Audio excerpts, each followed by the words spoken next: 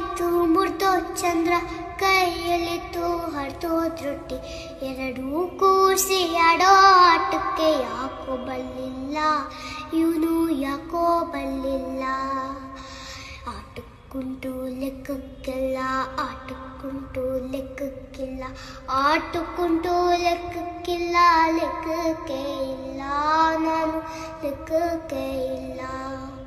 ಹೂವಿನ ಬಟ್ಲಲ್ಲಿ